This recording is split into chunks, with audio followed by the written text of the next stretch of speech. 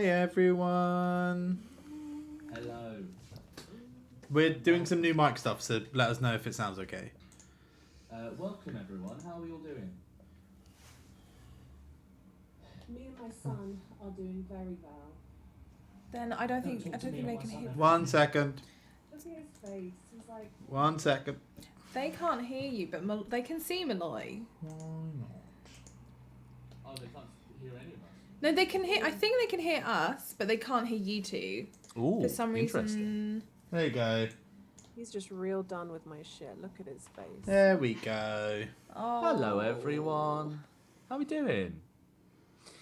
Yes. How's everybody's day? Are we loving life? Are we hating it? Are we kind of ambivalent to life?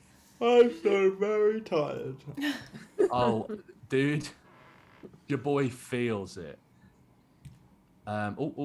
Shut up. No, hold on. There you go. Do you want me to shut up? I wasn't saying anything. Yeah. Michelle, just consistently. Shush. Just Michelle. Shh. Michelle. Yeah. Michelle, can you hear me? Yeah. Shut the fuck up. That was unnecessary and uncalled for. Welcome, everyone. Can you tell that it's my turn to GM again today? Because we're not on rails at all. We are well and truly off the rails. Welcome once more to session 2 of Kids on Bikes, where I kind of talk at you for a bit, panic a lot, and then the stream finishes and I feel pretty shitty. We are obviously halfway through kind of this story now, despite only having one episode in the bag, because your boy was ill last week, and I apologize about that. So does my brain. But we are back and better than ever for episode 2. If you haven't watched episode 1, I don't know what to tell you. We're not going to do that again. We're going to do episode 2. We are playing Kids on Bikes. It's a relatively new system for us, for all of us. We will be sort of going through the rules as we go. So if you are completely unfamiliar, that's okay. These 3 are also. And to a certain extent, I am too. So we're all in it together. I guess, without further ado, we will begin. So, ordinarily, as your faithful lawmaster, it would be my job to tell you what happened on episode 1. However, in the spirit of this journey, this is not my story to tell. This is the story of Simon, of Poppy, and of Joanne. So I think I'm going to just shirk all responsibilities, and we are going to have them tell you what happened on session 1, on episode 1. And I think we'll start with seniority. Let's go with Joanne first. What in episode 1 were the most sort of important points for Joanne? Right. So, Joanne, as I remember it, I did a bit of dog walking because I work for, I do an afternoon here or there with the local animal shelter, and the guy that runs that, he's fab, but went for a little walk, and the dogs just like ran off. They were well interested in that area near the park that's like, where the witches and the aliens and stuff and all the ghosts and all the stories that have been made up over the years are. And the dogs were like totally fascinated in it. So I am absolutely now obsessed with the idea that there's witches in there and that I'm going to have finally have the opportunity to like show my worth and punch a witch. We're going to pause there ever so quickly, and we're going to go over to Poppy. What Right. happened during that time for Poppy? All right. Well, partly, I was at Brownies actually, and my dog Scamp ran away while I was, trying to win the what's it, orienteering, that treasure hunt. I was in a treasure hunt with stupid Ellie and a stupid Capri Sun who doesn't know the difference between like a blackberry and a what. So my dog ran off, and I went chasing after him, and then I saw my sister, and then we sort of got into a bit of a race, and we kind of forgot that dogs were running away and just started getting a bit competitive. But then I can't really remember what happened. I think we found the dogs, and then we got grabbed. Did we? Yeah. We got Well, grabbed. they tried to. I gave them, what for? Yeah, but they did get you. You didn't like fight them, really. Well, I mean, that's a matter of like opinion and perspective. Well, we got I'd grabbed say. and we got like taken out. So Like they were quite surprised, I'd say, about how I managed to like hold my own. I'd say. Right, you are. Next up, we're going to go to Simon. What happened in the evening of Wednesday for Simon? Tuesday for Simon, sorry. I mean, it was your average small soldiers Iron Giant situation, mostly. You know, a classic small soldier. classic small soldiers Iron Giant situation. Basically, watched Space Jam, ate and played with my toys, and ate some. Eat and played with your toys ate- in that ate- order. Ate my dinosaur nuggets, chips, and beans. Played with my toys. When I went to bed, my Furby, my Flick room protector, and my Optimus Prime all came to life and tried to kill me. I killed the Furby with my Qui-Gon Jinn lightsaber, and I destroyed Optimus Prime and the Flick room protector with my my Hulk hands.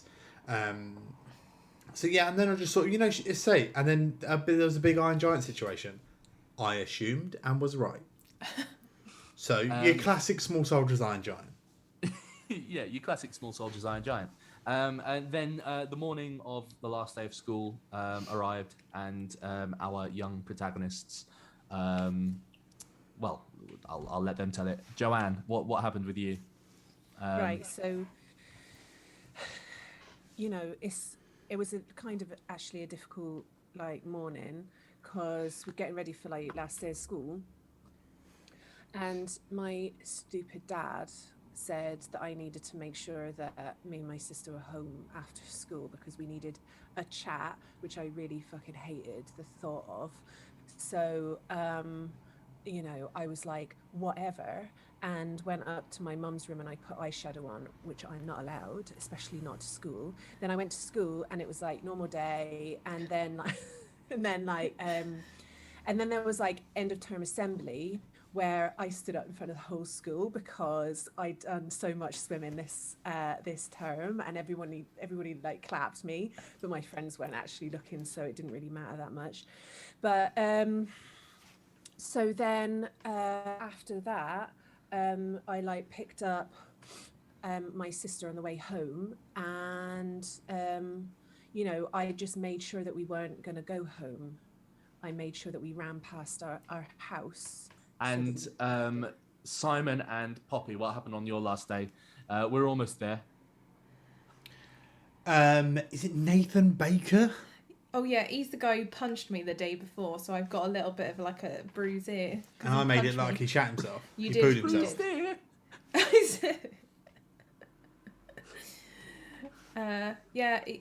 Simon made it look like he shat himself. It was real funny. And everyone called him Shit Baker. Yeah, everyone calls him Shit Baker now. Probably Pooh Baker. And then we had to go because there was something going on, and we had to sneak past the soldiers guys because Roger is taking my mum to work because the Iron Giant. Is it Roger? Robert? Yep. we'll No, go his with name's Roger. Robert, but he's Roger in your mum. Sure. Hey! For sure he is. And then at the end of the day, I guess, what did you all do? Right, well, as far as I remember it, we went to the park and I like filled them in on witches and stuff and how it's probably aliens as well. And then we went and we found like a storm drain type thing that we could like a cement pipe that we could quite easily crawl down and like clamber through. And then, like, I lifted my sister up to have a look through like a grate because then we'd be in that area. I don't remember you have to pardon me, GM, because I don't quite remember the name of that little spot. Witch's tit. Now, children, does anybody remember the Witch's name of the tit. spot? The witch's tit. The witch's tit sounds right. That sounds right to me. There was a park that had a woods around it and like this little like chalky quarry section near where I grew up, and everyone called it Witch's Snatch. Gross. Ooh, No. Filthy. chalky. I don't remember. I'm sorry. That's The all right. mound, the cursed hole. The cursed hole. Yes, you are correct. The cursed hole. It's a real place, isn't it? Yes, I'm. Can you tell that I'm actually trying my He's stolen hardest? for time. He's looking on Google Maps because he forgot. Even though It's a place from your fucking childhood, That's where you Tom. grew I know, it's Yep. from his London hometown. I'm going to say this. I put my sister on my shoulders to have a look. Boney through a grate. Island. It's Boney Island. Boney Island. Boney Island. Brilliant. Boney's Island. I remember. So, we would realise that if we went up through that little grate, we'd be in Boney Island or Boney's Island. So, we push, up we went. Dog like ran. There's like a massive crater. Dog was in the crater, and we all got really scared that our GM was going to kill our dog, Yep. and we were going to have to kill him. But what happened in the end was we got the dog out of the crater and held him, and he had like a funny kind of collar thing on, and then there was like this huge robot. And I think, I don't know, because Joanne's actually really just staring with no thoughts in her head whatsoever. But we think it's probably that the robot can talk to us through the collar that's on the dog. Yes, No, that's right, everyone. We're doing that story. Your boy's got no original ideas. Shut up. No. Wait, I thought Scamp was talking to me. Because his name was like Chauncey Billups or something. No, his name's Chauncey Billups. His name's Bartholomew. Bartholomew. He said, "My name's Bartholomew, by the way." That's what I he love said. Tom's reaction to the name Chauncey Billups. That's a real man. Chauncey. Chauncey Billups. Okay, yeah, and that's kind of where we left off. So thank you everyone for coming. We've been Wicked Games. Good night. So you are all completely right, and for that you each get one singular adversity token. Whee! Yeah. As you wish. Do I get two? Why? Nope, because this is specifically not part of your ability. When I get it says when I get an adversity token, I get two. So it's that accent. Right, I remember. So yeah, It's called privilege. Maybe get some. Wow. folks, it is Wednesday night. The time is 8:43 p.m. As you say, you are in this small clearing in the copse of trees on Boney's Island.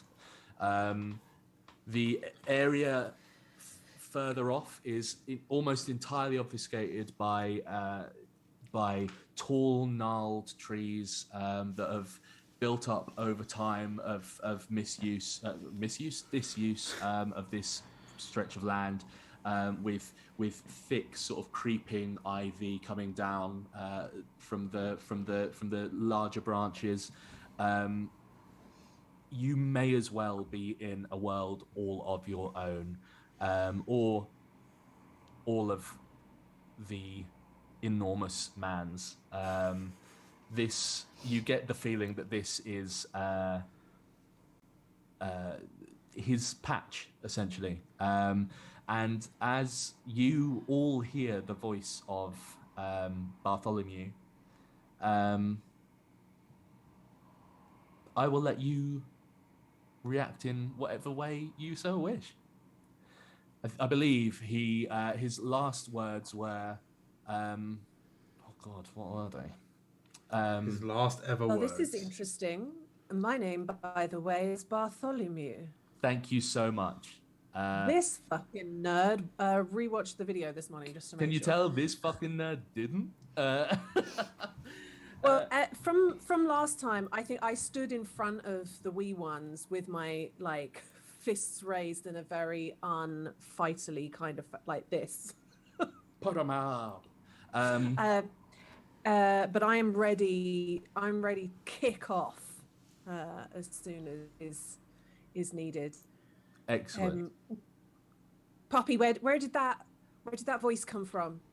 I think it's Scamp. I think he's talking to me, and I'm gonna hold Scamp up in front of me. In which case, you've got to stop calling him Scamp. His name's Bartholomew. Sorry, Bartholomew. As you say, I think it's coming from Scamp, and sort of bring him up to your face. You see his eyes kind of look at you, and in an almost human-like way, one of his eyebrows sort of raises, and he says, "I believe I just told you my name, young one." I'm so sorry. I'm so sorry. I'm just used to it. Sorry, Bartholomew. Pleasure to meet you. Why can you talk? Darling, we've known each other for quite some time. No. We say no. I'm still looking at the robot, but I'm not turning around to look at the dog. But I'm like, Poppy. Yeah. Is it actually the dog talking to us right now? It is. It's Bartholomew. I always knew he could talk to me. He was always great. Like, I always knew he was saying stuff to me. He doesn't seem to like you as much as I thought he might if he could talk. I always thought that if we could have a conversation with him, he'd probably be a bit more enthusiastic about us as owners. I am here to have that conversation with, if you so wish. Do I take care of you all right? I thought I did quite a good job. Of course. The extra bacon on Sundays is always welcome. Okay, good. This is somewhat of a strange occurrence, is it not? And as he's saying all of this, this giant metal sort of man behind him. This metal titan. Metal Titan, thank you. No branding. This Metal Titan, Metal Colossus, is sort of just standing. Steel Bigman. Yeah, Steel Bigman. His eyes glowing slightly with a sort of almost a fluorescent sort of glare in terms of brightness, not glare in terms of sort of demeanor. And you can see that he's kind of hidden behind a couple of the trees. There's a couple of trees. He almost looks mildly. I don't want to say timid because this thing is enormous. Tinned. You're looking for, Tom. Tinned is the word you're looking for. Timid. Oh, timid. Tinned. Yeah, that's the one. Thank you. Bartholomew, are we in danger from that great big? Why would Bartholomew know? Well, it's funny you should say that because ordinarily, and in fact, a matter of seconds ago, I thought we possibly were. However, it does appear I have a second voice in my head, which is certainly the first time this has happened. It does not appear that we are in danger per se, not from our. I don't like the per se part of that sentence. That's for sure.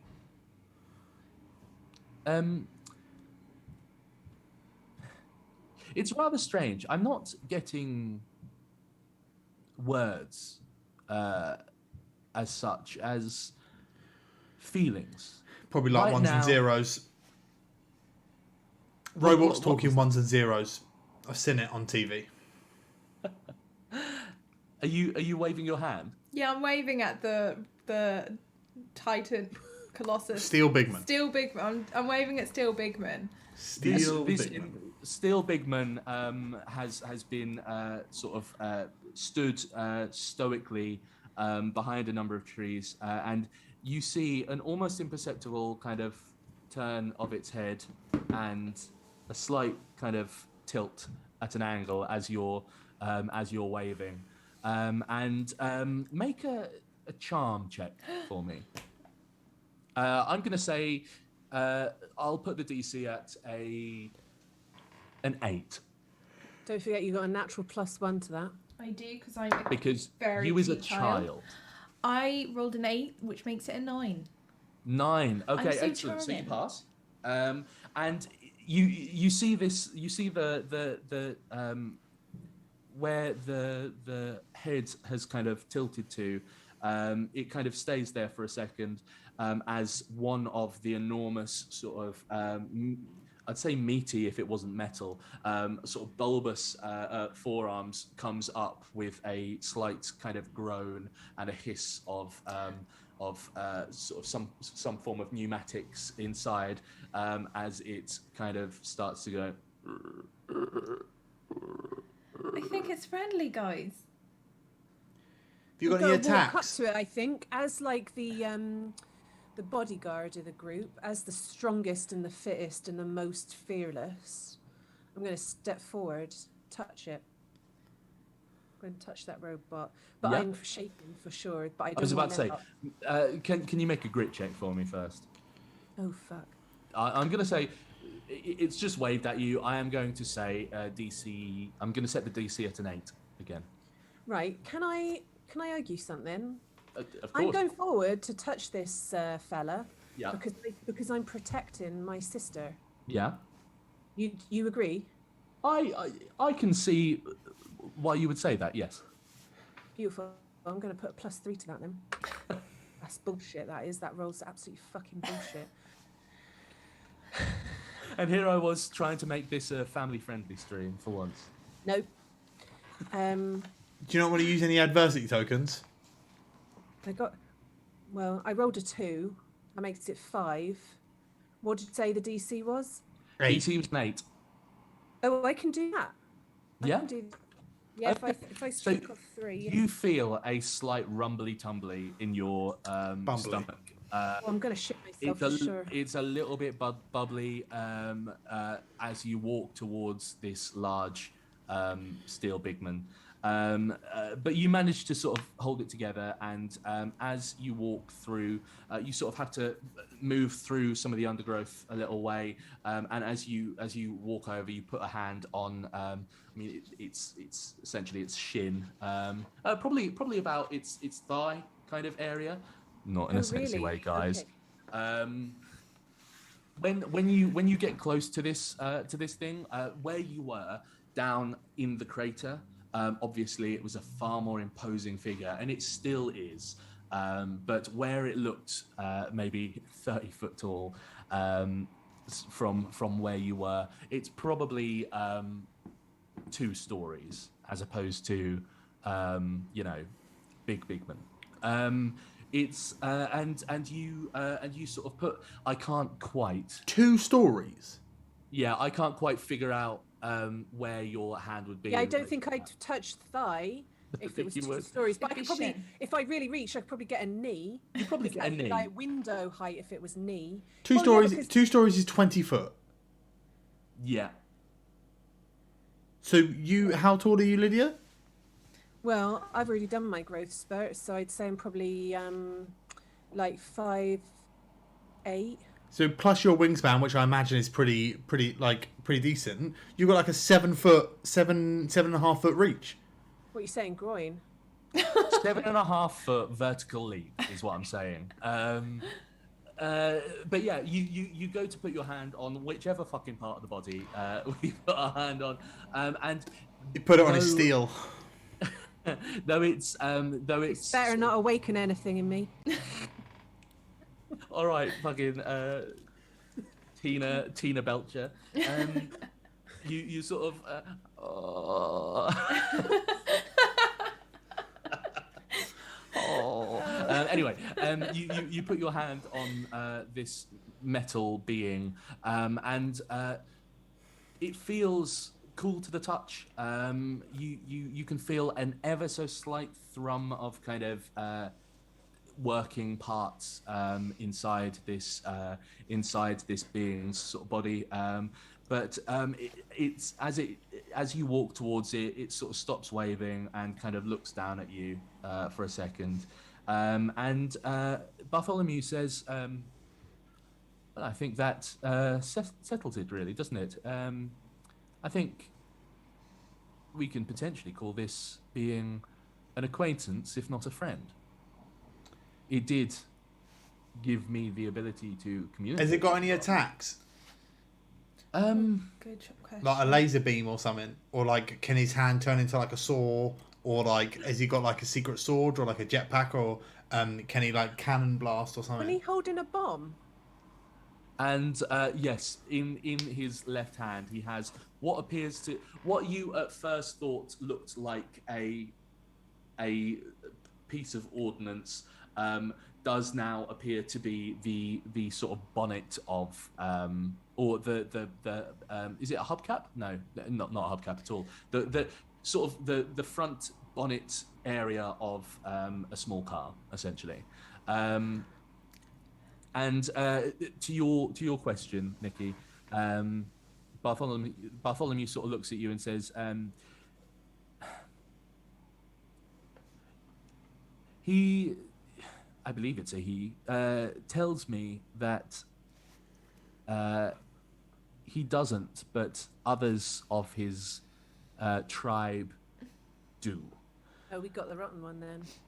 I'm not entirely sure what that means. Oh, it's a classic small soldiers, Iron Giant world invasion situation.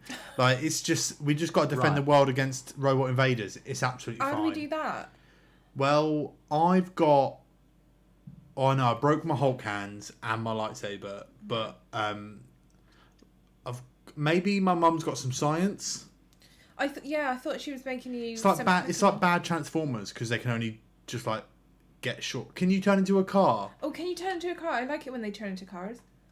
And Bartholomew says, I do not think that he can turn into a car. You're not one of the ones that like turns into a gorilla or something. Sorry, I've just been trying to Don't worry. Keep going. off. Shut up. Stop it. Fuck off. Anyway, and he sort of he looks at you with what now appears to be a fairly long-suffering glare from this small, scruffy dog, and he looks back to you, Poppy, and says, he tells me it's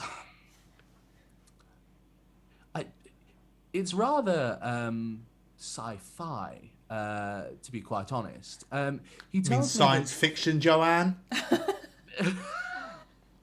It's what? It means science fiction. What's that? Like Star Trek? Yeah, like pretend science. All right. Learning a lot tonight. Learning a lot from a dog. He informs me that he came from the stars, Oh, that's cool. That is. Alien robot. and that he is Aliens. and that he is searching for his tribe. Right. Oh, he's lost they- his friends. That's how it happens. Supposedly, they were called to this planet by an unknown voice. He says. Oh, right. He was the last to arrive and has not, as of yet, been able to find his tribe. Oh, right.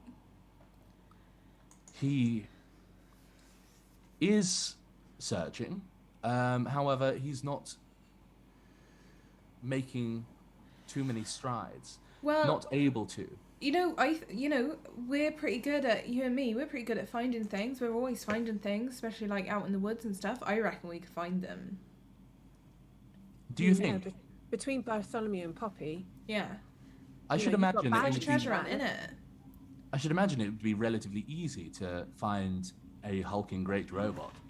Um, how long has he been here? and you see Bartholomew sort of pause for a second and kind of look, do that full-on dog tilt that looked fairly similar to the tilt that Steel Bigman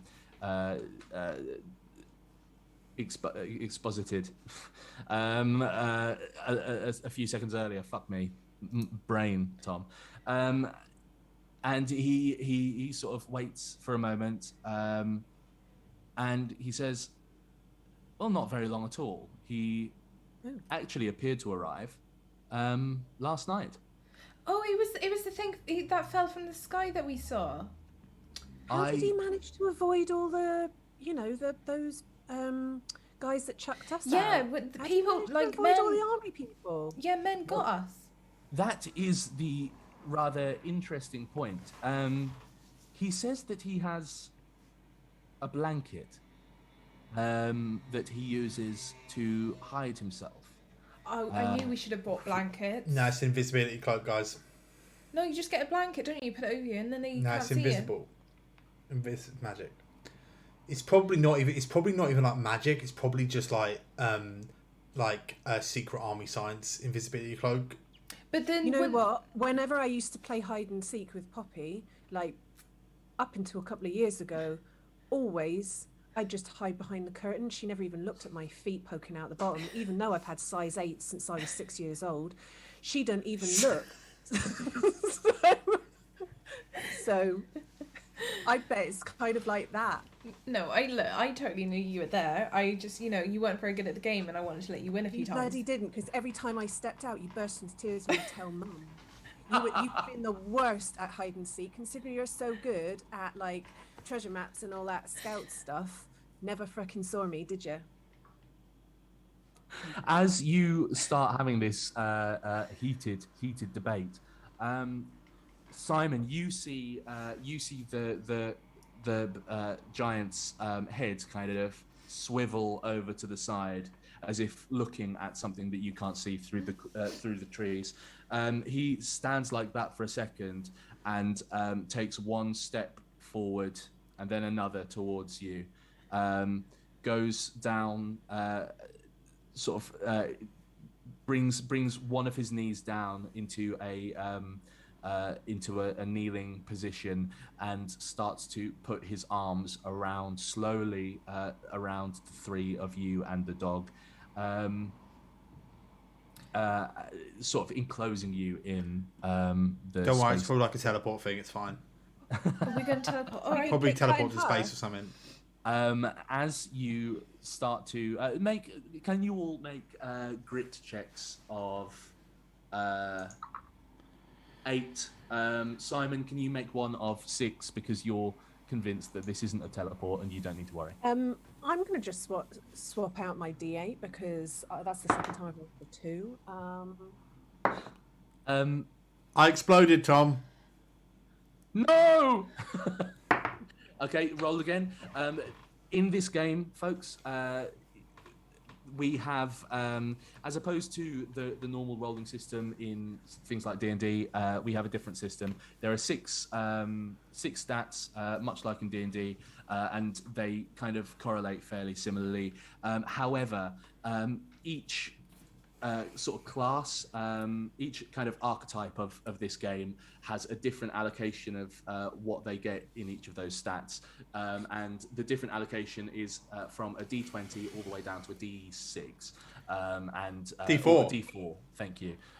So you would roll whichever dice you have in that skill for whichever skill that you're. I got So, an for 11. example, because I'm strong and kind of feisty and not overly likable, my fight is D20, my brawn is D12, my flight is D10, my grit is D8, my brains is D6, and my charm is D4.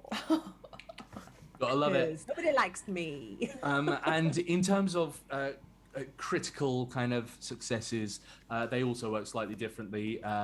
If you roll the highest amount possible on any of those dice, it explodes. And when it explodes, you get to roll it again. You can roll as many times as you possibly can until you succeed, and then you stop, essentially. But yeah, so the critical kind of is slightly different, hence why Nikki just said that he exploded. I rolled an 11 on a d6. Which is what we like to hear. Damn, you exploded twice. Nope. Wait. So you... Oh no, I did bad math. I did bad math. Love that. Love that. Poppy 5 plus 6 is- has a D20 in brains. Michelle does not.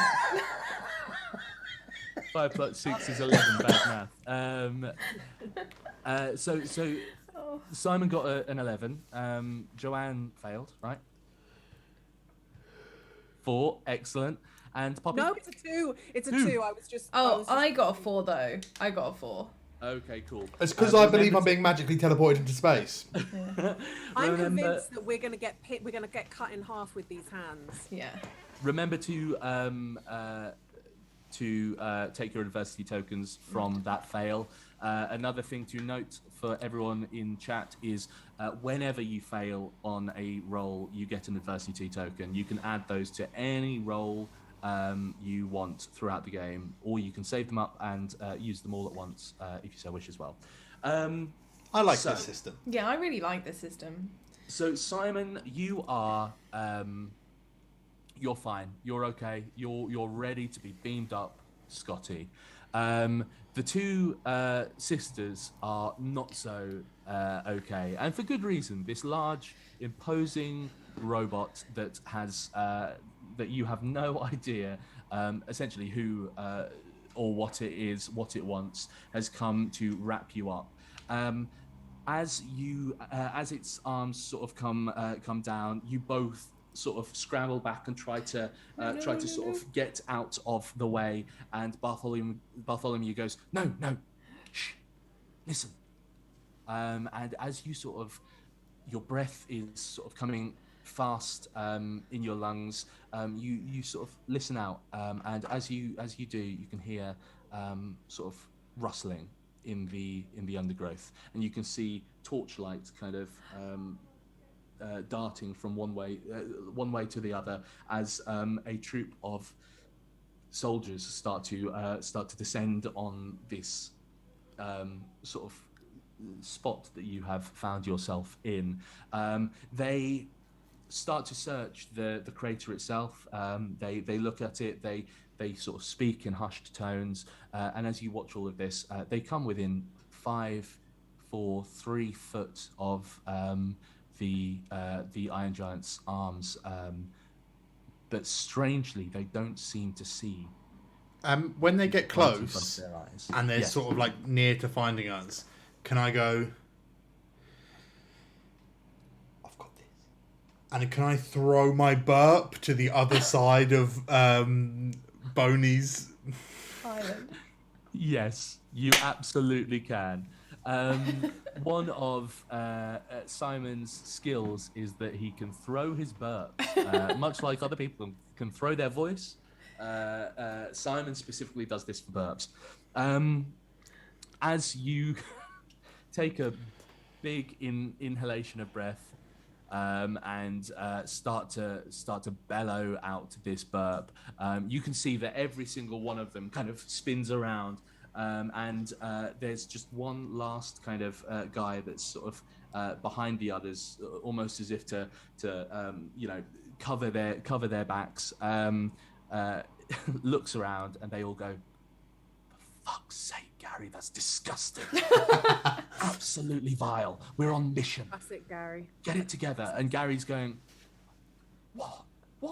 I don't understand." What? And you can hear this kind of little discourse happening as they move off through the trees, and as they leave, the giant starts to stand up again and look down at you all. Bartholomew sort of looks up at him and says, well, this blanket of his certainly works, hey? Are we invisible? Are we invisible right now?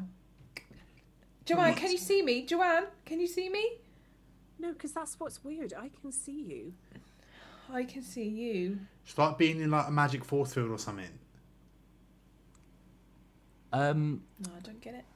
I No, could surmise that it could be something to do with, in the same way as us dogs can see the spirits of those past. I'm It's sorry, something what? to do with the suspension of disbelief. I would have to surmise. Have you seen Nana? Nana, Yeah. Lady Nana? You know, the old lady that was our granny who passed away a couple of years ago. I have never seen the spirit of your grandmother. No. Wait, are there like ghosts in our house and stuff? Oh, of course there are, darling. What are they like? Anyway, Granny point hung about then. point at hand. Being, Yeah, it's like when my mum says sometimes, like it's like, you know, you get like dog whistles, Right. like, and only dogs can hear them, and sometimes there's noises that like only kids can hear, but like not adults. Right. I think it's like that, just because they're old and their eyes are bad now because they're so old and decrepit, they can't see through magic.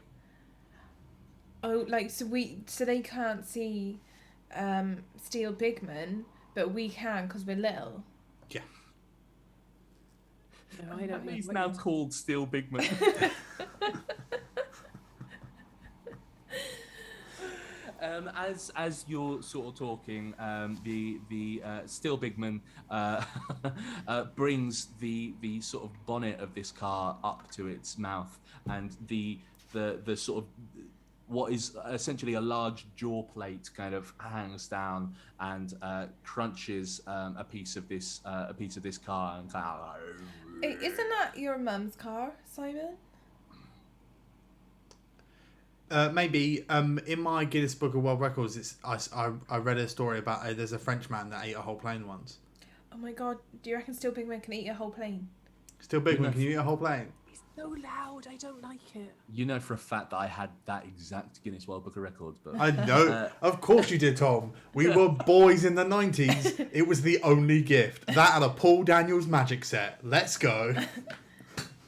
and you are right. It is quite a large. It's quite a resounding sound throughout the woods, and yet once again you kind of feel that if they can't see this thing, maybe they can't hear this thing either.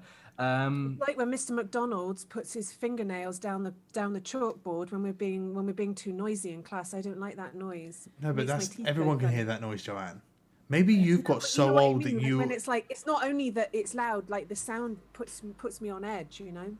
Maybe it's because you're getting old and your Oh my eyes God. and ears are failing. I reckon. I am really old. I'm really grown up now. I might not be able to see. You're like any- decrepit. Yeah. You're going to be like your nana soon. Well, don't worry, I'll still see you when you die. Wait, I don't want Joanne to die. I've got quite a lot to think about right now. Bartholomew says,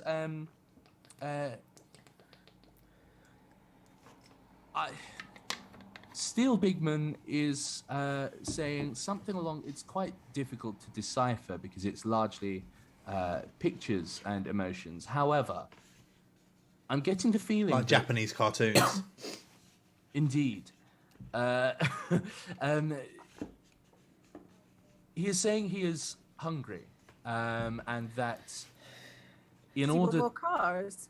to find, he is able to find his people.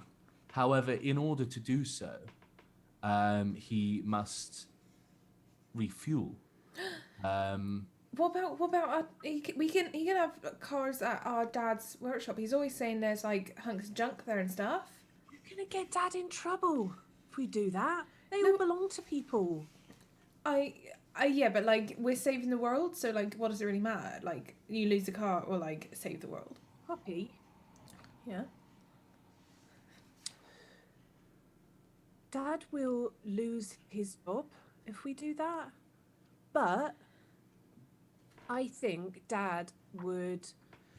Oh, I don't think he would lose his job, would he? Like, Yeah, if we he we just won't gave eat the it- nice ones. Just he can just have like the ones that Dad's always saying like Mr. Johnson's car is a hunk of junk and like he doesn't know why he keeps bringing it in because it's just falling apart. And then like he can just eat Yeah, that but one. Mr. Johnson needs that car to be fixed so he can go down shops.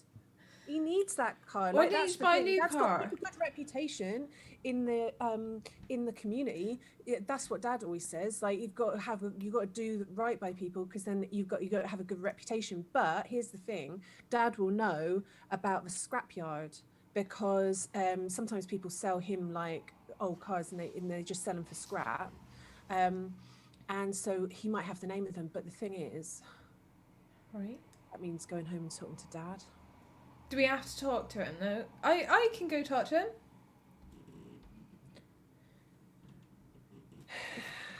I'll go Yeah. ask him. I think we're going to be in trouble when we go home. Why? Oh, we did run past when he yelled at us, didn't he? Well, he'll be right. We were just playing. Simon's mum's car got attacked and stuff, so it was really important that we hung up with Simon. I wouldn't bring Yeah. me into it because then my mum has to talk to your dad, and she makes her What? feel sad. Does your mum not like our dad? Yeah, does she not like She's him? she just feels bad for him, you know. Why? What's wrong? What's wrong Oh my with our God, dad? Why? What? Our dad's brilliant. Yeah. Why wouldn't she? Why is she going to feel like that? Why does she feel sad for him? She said he's like a bag of water. Oh my God, why? What's that mean? Like he's a bit wet. And darlings, I he don't always. know what you mean, but I don't like it. I don't like the way you're talking about him. To be fair, Our dad's darlings, the best. he does always absolutely stink of yogurt. I've got a question. Yogurt? Do we stink of yogurt? No, when was the last time you ate a yogurt? I'm not really a fan of yogurt. You still smell like him though. She likes a petit filou. I I'm not love keen. I love a petit filou. I do. I let Petit filous. I give Bartholomew when I'm done with it. He loves a petit filou. Darling, I can hardly complain. I've I got a feel question. like- I feel as though we're digressing somewhat. Yeah, what's happening? Well, we need to find a lot of metal, right? Is it just Yeah. metal you eat, Steel Bigman? And Steel Bigman kind of looks at you, looks down at the bonnet, looks at Bartholomew, and Bartholomew says, "I believe so." That's fine I've got an because idea. I've got an idea. Can I say my idea? well, Right. if you're asking the permission of a dog, then yes. It's just I wanted to ask you, Bartholomew. Can everyone hear your voice, or is it just us three? You know what? I'm not entirely sure. Right, here's I my haven't tried. I've got 20p, right? If we go to the phone box, we can call Dad at home, Yeah.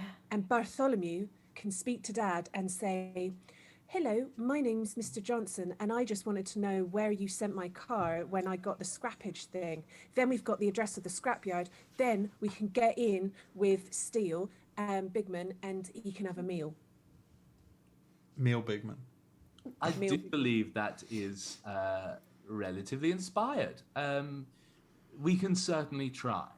That is a good idea. And he sort of kind of wriggles out of your grasp, Poppy, and starts to trot towards the outside of the sort of the copse, and turns back and says, "Well, are you coming?" Oh yeah. Wait, is I Steel start Bigman walking, coming? but I just badly want to hold hands with Steel Bigman, but I don't know how to initiate that, so my hand just keeps doing this next to him, and then He sort of looks down at you, and that's kind of it. And Bartholomew I'll get there, sort of I'll get says, Bartholomew sort of says, I don't think Steel Bigman will be coming along with us just now. Unfortunately, due to the scarcity of metal that he's been able to find so far, his blanket, so to speak, will not last for much longer. Okay. We will, I believe, have to bring metal to him for the foreseeable. Right. Wow, how are we going to carry that? Well, I certainly can't. I have 4 legs. Let's just see what we can get. I'm sure we can figure something out, right? Yeah, like what if we just like Simon, you got loads of stuff at your house, and maybe we can like just raid Dad's tool shed and like bring like spanners and stuff, and then he can like eat that stuff. I mean, if Simon brings all his toys, you could eat them. They're not all metal, are they? I've only got like some foil shinies. I've got some die-cast cars, but there's not like a lot of them. Well, what does your mum have? Does she have anything that's like? She's got a broken car now, thanks to Bigman. Well, can we take her to the car? Her car? Where is her car? It's outside our house. Who's driving? What? You're the oldest. I can drive. I've seen I'm lots of films with apparently. driving. Never even thought about it. All right. No. I can drive. It's my mum's car. It's a bit dangerous, isn't it? I don't want to be rude, Simon. That's not my way to be rude. But I don't think your feet are going to reach your pedals, mate. You're kind of small. Well, wait, what if? Well, look. Here's the thing. We need to get cars to him, and obviously none of us are actually allowed to drive. Even though I'm sure you guys could. What if we like tricked all the adults into thinking something's there and they need to bring their car? Like, what if we set up a car boot sale and then they all go there and then we'll scare them all away and then he can eat all their cars? This is a really big plan now. I don't know if I got the puff for it. You know what I think? I reckon if we find the place, if we like scout the place, we only need to bring him a little bit of metal so that he can like sprint. Right. Blanketed. If he can sprint there and just get there, then he can fill his boots. All right. All right. I'm gonna work on the flyer for a car boot sale though. A car boot is always good, isn't it? It is, exactly. Loves a car boot. Everyone loves a car boot. As you are having this conversation, you see the sort of behind you the form of Steel Bigman kind of step into the crater and kind of go to a crouching position, slightly clumsily sort of sit on its backside with its legs sort of tucked up, and a small sort of antenna sort of comes pokes up from the top of its head and starts to go boom, boom, boom. And he starts to sort of, it looks like he's just sort of doodling on the ground in front of him as this sort of antenna starts to go boom. He's an innie. I'm kind of wondering already, you know what I'm thinking? If we find his tribe, maybe we can convince him to stay here. Yeah, that'd be cool. Because let's face it, like, it's not like I know very much about it. Simon, you've probably got more of a brain for this than me. But, like, he seems to have a way of turning metal into fuel. Like, we don't have that here. We're not. yeah, we do. Turn metal into fuel? Yeah, it's called burning. What? Are you thick, Joanne? Metal? Burning metal till it's energy? Yeah. I knew you'd have a mind for it more than me. Or Anyway, we need to get some metal to Wait, him. Also, what's he doing right now? I reckon, is he like sending out a signal? Isn't he? It's like radar or sonar. What do you say, Lydia? He's taking his shit, isn't he? He's just popping a squat. It's just like it's a condensed car that just comes. It's a car crash. I am still big man. I am still big man. I am still big man. All right. Okay. Well, let's go then. I think Bartholomew sort of looks back at him and says, I believe he's searching. For his friends. Yes. All right. I think the right thing to do would be to try and help this being. How we do that, I'm not entirely sure. You're the humans. Yeah, but you can like see dead people, so you know that's pretty cool. See dead people, and so far you're really clever. So Yeah, you're way cleverer than I thought you were. I mean, I always knew you were clever, but like you're really clever. So when you talk, it makes me think of my headmaster. You know what I mean? Like an older person. It's difficult, isn't it? Because somebody has to steer the story. And his nose starts to bleed. He looks back at you and says, I think it's time for you two to get to bed. It's getting quite tired. late. I'm not tired. I don't want to go home. Can we just get him one bit of like metal first? Very well, if you can find a bit of metal to give him. All right, I have something called treasure hunter. I think it means I get something special for looking for things, and I don't know what. There's always like a hubcap on the side of the road. Like if you go up to the main road just outside. They always you think come there's always- metal hubcaps? Yeah. Metal hubcaps, Lydia. There's always like, you know, the inside of a Like a wheel or pipe. someone's thrown a cassette tape out or something. I reckon Metal cassette tapes, Lydia. No, you but, keep like, naming that's the stuff you plastic. see at the side of the Nathan leaves road. his bike out. We could go steal Nathan's bike and give him that. That is such a good idea. That little prick's had it coming for ages. Yes. He punched me, so I feel like I'm justified in doing It was this. Nathan that punched you? Was it? Yeah. Right, that boy's got no balls come Monday. All right. Why? That's We've got to rip him off.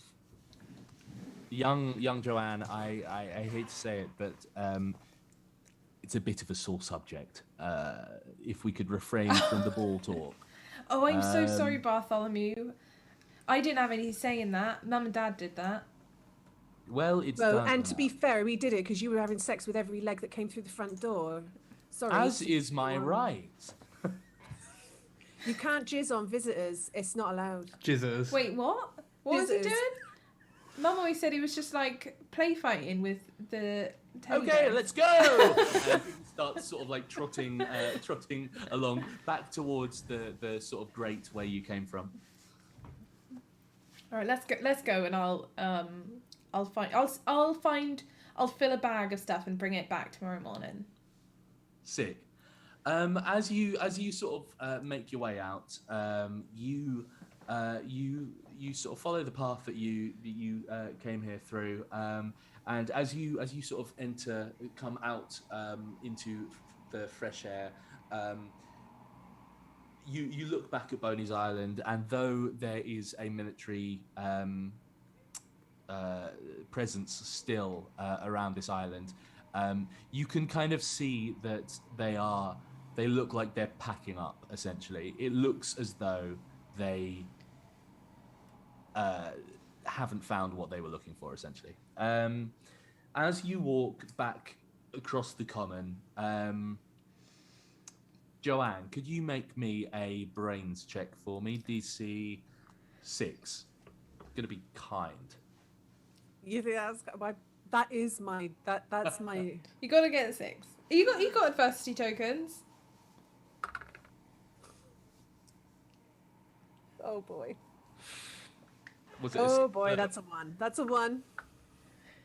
Cool. You are none the wiser. You are absolutely none the wiser. As you walk past the kennels, you are none the wiser, and you continue to make your way past the kennels, whilst being none the wiser. The kennels pass you by. What does it? Can I hear anything? Like, Oh, is can it I? Definitely a brains thing. Do I notice anything? With nothing to notice, I don't think. I'm a perceptive little shit. I think Yeah, no, you're right. You're It's, right. I don't think it's necessarily that there is something to notice. Oh. Yeah, I think it's more. Anyway, as you Was I meant to sort do of, something today? Oh God. huh? Was I meant to do something today? Was I meant to go there today and I forgot? All so. that We is- go home Yeah. and we're all gonna get a piece of metal, right? We're all gonna get like an individual piece of metal and then bring it to Steel Bigman tomorrow. Great. Is that the plan? I'm gonna ask our dad about where this scrapyard is, or if he has anything at the garage that we can have. But we're not going to tell him about Steel Bigman, are we? No, of course not. He's our secret because grown-ups don't get this stuff, especially mum and dad. Yeah. Yeah, you're a wet bag Especially for Mum. dad. I'll have you not talk about him like that, and I stand really close, like looking down on Simon. You're going to about my- daughters. Our dad is the biggest and strongest dad on our road. He is. I'm going to thump you so hard if you say one more thing about our dad being a wet bag. Yeah, this is going right in your ear. Oh wait, Joanne, don't hit Simon. Simon, please stop saying. I'll tell you mean what, things. Simon, make a grit roll for Make me. a grit. I'm not good at Yeah. grit. I'm not good at grit. DC 8. No, you are good at grit. You're great at grit. No, I'm not. That's Oh, no, load of weirdo. oh. D6. Oh. Let's hope it explodes. You can feel the slight it's not a terrible loss. You can feel a slight sort of tremor in your knees and a slight sort of tremor in your bottom lip as this big girl sort of squares. Big girl.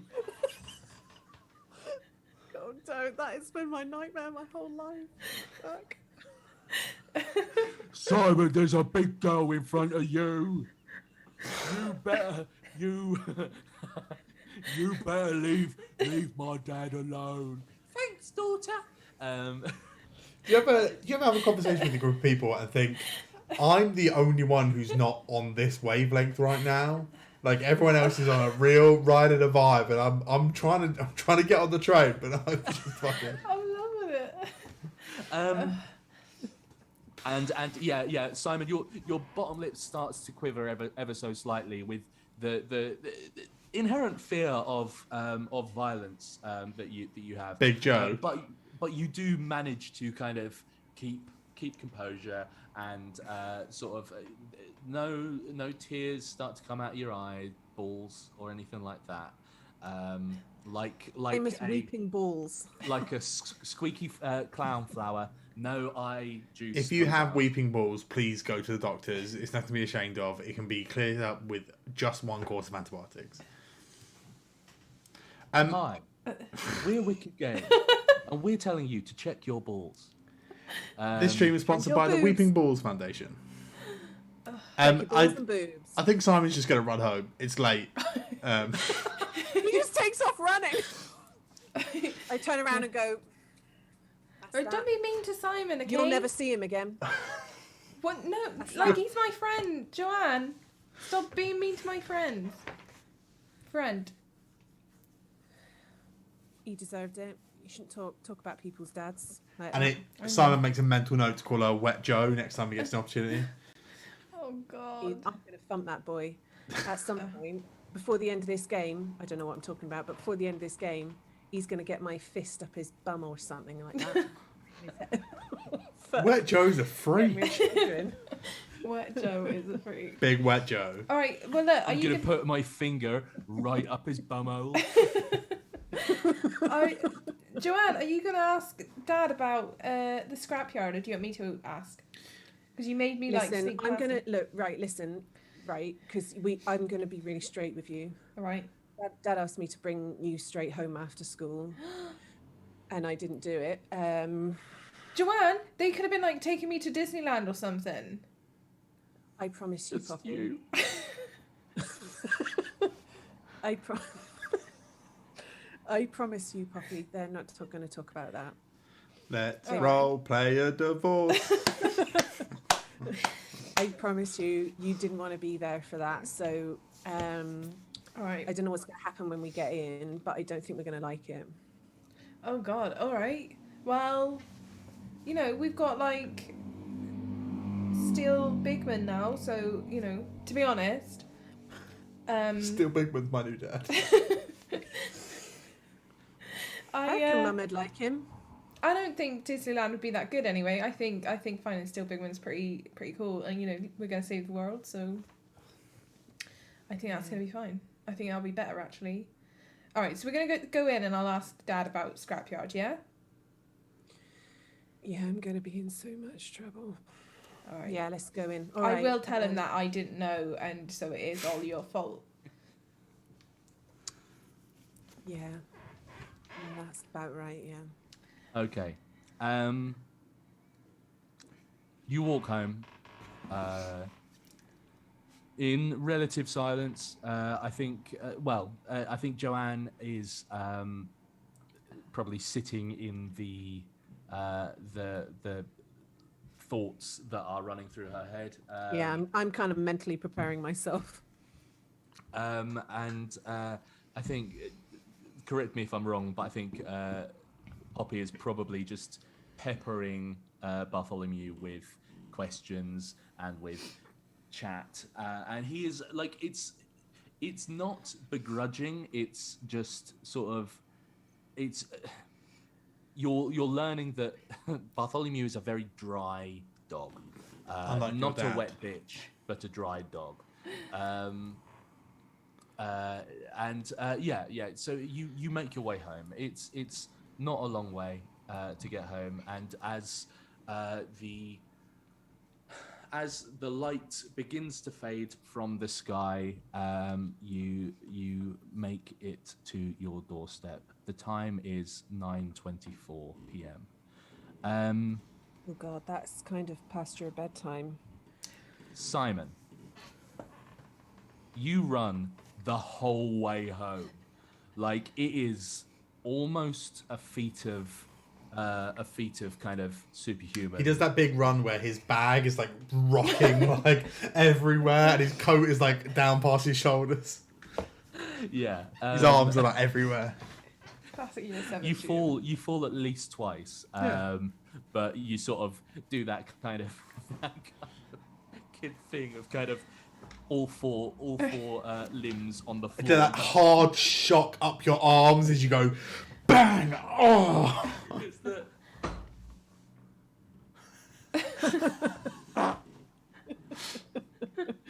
No, it's you sort of like get up, you brush yourself off, and carry on running. And as you run through the town looks fairly normal. There's the King's Head. You run through the middle of town, past the King's Head pub, where there are already plenty of people. I say already, it's like 9:30. There are plenty of people both outside and inside on this fairly Why warm are they outside? summer's evening, huh? Oh, like in the garden, the pub Yeah, garden, yeah, not like yeah. out on the street. I was like, ain't no smoking ban yet. This is 1999. What are you all about? No, absolutely not. As you run past, you can see the sort of smoky room inside with lots of people from M&H Plastics up the road whose shifts have just ended. From where? M&H Plastics. Oh, Cheryl, not Joanne. I would have thought that was a good place to go and feed. Still Bigman. If only it was plastic that. Just like Joanne thinks that Hubcaps. hubcaps, cassette Oh, yeah. players, Oh, yeah. cassettes, They toys. look metal. They're shiny and silver, so As you run through town, it's relatively quiet. Whilst it is a market town, funnily enough, there's no market currently happening. And you run down a little side street, down past into the church sort of gardens, You run past the tower, the church tower. You go down towards the steps which lead down to Puddingmore and down to the river. And as you get down to the road, you run left a little way and you get to your house. There is a large black car outside your house. It looks bigger and more ostentatious than most cars that you see in this town. Would you like to look at what brand it is, perhaps? I don't really know cars. Cool. He's gonna like. You know what it looks like? It looks like a Hot Wheels, as opposed to like a Vauxhall or something. Not one of the fancier Hot Wheels, but like it looks like the style of. It's like I'm with you. He's. I think Simon's just gonna walk past it and go home. Like, I think Simon's a bit of like a latchkey kid. Like his mum works late often, and is like, just sort of like. Yeah, you have the freedom of the 90s as well, like the freedom of being a child in the 90s. You've turned 3. You may play in the street without supervision. Good luck to you. Yeah. Good day and good luck. Go and play on the riverbank, child. Yeah. God, thank God, Malloy is not the pet that got the voice. You can't see. You guys can't see, but Malloy's got his hands on Lydia's shoulder again. Mother.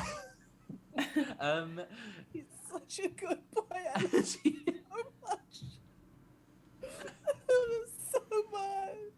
As you walk through the door, you can hear 2 voices. You can hear your mother's laughter coming from the dining room. Oh, she's getting rogered by Robert. Do you walk into the dining room? I slam the door like really loudly behind me and like drop my bag and my coat in the hallway like I normally do, and just go. And as you do that, you see your mother's head sort of like poke out past the like down the hallway. You see your mum sort of standing there and says, Simon, you're back late. What were you up to? Nothing. I'm gonna have dinner in my room and run upstairs. Oh, will you now? Oh, okay. And as you tramp up the stairs, you hear someone say, "What a charming little man you have," and you walk up the stairs. About 5 minutes later, your mum comes up the stairs with a plate of food. She puts it down and says, "So, do you want to do questions tonight?" No, you've got guests. Fucking mummy's boy. Oh shit, Simon's Malloy. I think that's quite true. And she make a brains check for me, DC 6. I want to fail this. 4. She looks at you and like the smile on her face remains, but there's a slight kind of she almost kind of takes a start and kind of goes, okay, well, make sure that you clean your teeth, and I will see you in the morning. First day of the summer holidays. We'll have to figure out something to do. All right. Okay. Okay, love. And she sort of puts a kiss on your forehead, and she goes to leave the room. Oh my god. Cold. Stone cold. Vanilla. what do you do with the rest of your evening? Obviously, it's probably by the time that you get home. What's dinner? What is dinner? That's a Cold really good question. So nuggies. dinner for you tonight is fish fingers. It is spaghetti hoops, and it is your mother's potato wedges. Now these potato wedges are Yeah, but she left the spaghetti hoops on the same side of the plate as the fish fingers, and now the breading's gone soft. yeah, she did. She She's fucked gonna it. get punished for that. She fucked it. She doesn't love you anymore, Simon. Simon. Simon does not eat anything on the plate. Simon has a ledger of all her doings. Simon has a gun. Cannon. The GM said it. Simon's got a gun. And as you sort of like you pick at the plate for a second and then pointedly refuse to eat it, despite you being the only person in the room. You walk to your window, look out of the curtains, and glower at the large what you don't know to be, but is a Buick outside on the pavement. And I'm gonna get some paper and a straw, and I'm gonna spitballs at it. oh my god, that was just the entirety of my childhood right there in that sentence. Yes, Spitting paintballs at your mum's boyfriend's Buick. yeah, I was on Team Dad. That's a lie. My mother has never. Look at the face! Oh my god! And so you spit. I tell you what, roll. Fuck it. D100. Fight? Roll a D100. Yeah, roll Yeah, fight fight. for me. DC. I'm gonna say, given the fact that you're doing this over a long period of time, it's gonna be a DC 4. I'm ready to spend. I've got 4 adversity tokens, and I'm ready to spend as many as possible. I rolled a 4. We're good. Sick. So you are. Wait, I exploded. I've got a D4. Yeah. 6 on a D4. 6 on a D4. Cool. So you spend a considerable amount of your evening spitting bits of chewed up, masticated paper all over this bright, like brand sort of spank, almost new looking. It's military, isn't it? So it's fucking. It's spick and span. It's military. It is waxed to within an inch of its life, and you are spattering it with saliva and paper for a considerable time, and it does start to look like a flotilla of tiny birds have been just with real IBS problems have been going to town on this thing. Satisfied with Oh your fuck! efforts. That bird needs an Imodium. Satisfied. Use 5 A4 pads though in order to get that. Like, just so much paper has been used up. It's it not. been It's not snowing? like College Road. It's all like themed, like books and stuff, like notebooks and Dinosaur. stuff. Like, Every single like letter writing gift pack that you've been given by your aunts at Christmas has been used up tonight. my It's Power just- Rangers journal. It's coloured rice paper. It's just multicoloured globs of rice paper. And I think satisfied with your attempts, but disgruntled nonetheless. I think you probably, unless I'm wrong, you probably head to I bed. do want to get something metal for thingy, so I'm gonna pull down my life-size replica sword. No, I'm joking. No, Okay, cool. I'm just gonna make a note, like a mental note to. I think there was a shed in the back of the garden where we moved Yeah. in that sort of remained kind of untouched largely. Like mum pays for someone to come and mow the lawn, so like there's a shed that's just like dilapidating. It's got probably something in it, so I'm like, I'm gonna look in there. Perfect. Have a rummage. Much like Robert tonight. A rummage. Terrible, absolutely terrible. welcome to Wicked World. Every side quest, someone's mum gets fucked. Every side quest. No.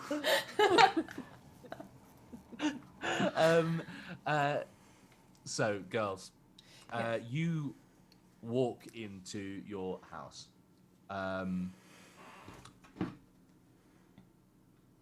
As you walk down the hallway towards the living room, you can hear on the telly the sounds of Top of the Pops.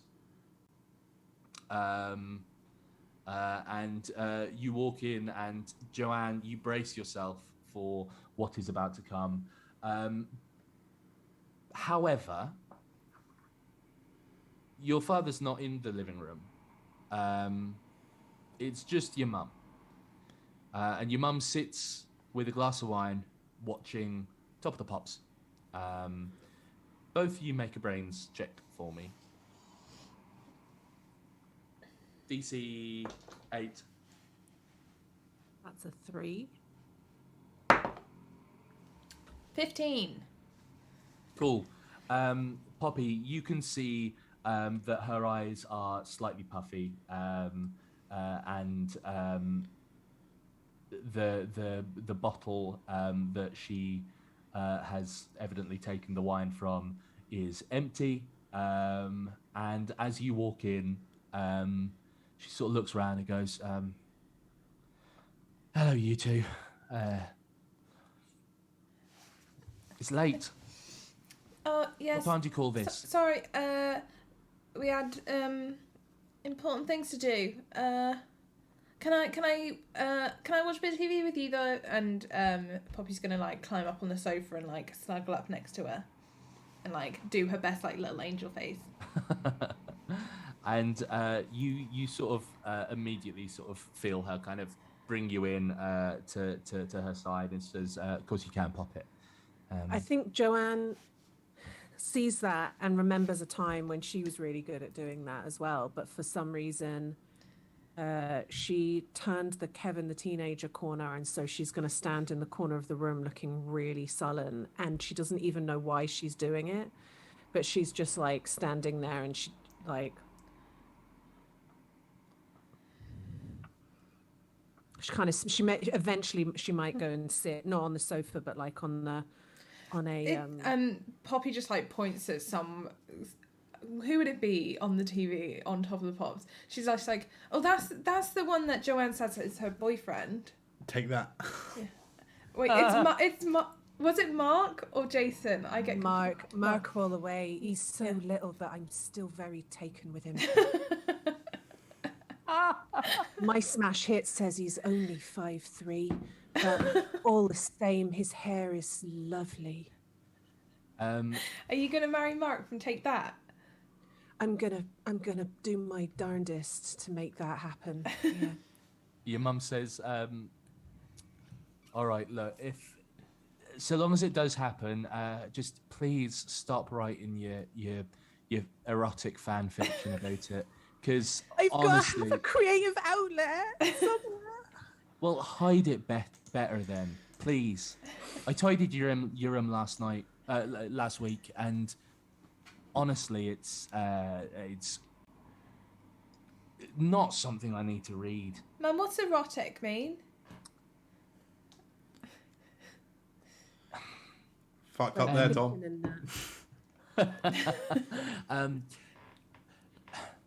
I'll talk to you about it. Don't worry, Mum, I got this. Puppy, I'm going to talk to you about it another time, but there's a whole thing about like when somebody puts their hand on your chest over your top rather than under your top. Okay. Why is anyone? So- I don't know. So, You're weird. girls, your dad's gone to the pub, but I think you'd probably best both be in bed when he gets here. We can watch to the end of Top the Pops, but after that, how about you get to bed? Okay. All right. Have you eaten yet? No, I'm well hungry. Well, why did you not come home for dinner? Joanne, we were busy. We were hanging out with Simon. honestly, you two, it's virtually impossible to keep an eye on you two these days. And she sort of gets up and goes to the kitchen, and you hear a bit of like rattling, and she brings both of you out a pasta bowl, and in each of the pasta bowls there is a what she calls her famous